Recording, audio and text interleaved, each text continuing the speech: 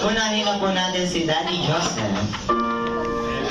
I-wish siya siyempre good health, tapos laking mabait na bata, tulad namin magulang, at yun, may takot sa Diyos.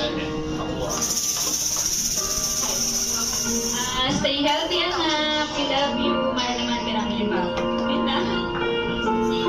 Alright, okay, and this time naman po, syempre, ginanya ko lahat natin mag-guest na tayo po ay magsitayo at sabay-sabay nating kantahan ng happy birthday si Clea. Kaya naman mga biyan, once we hear the music, let's sing a happy birthday. Johnny birthday! Johnny birthday!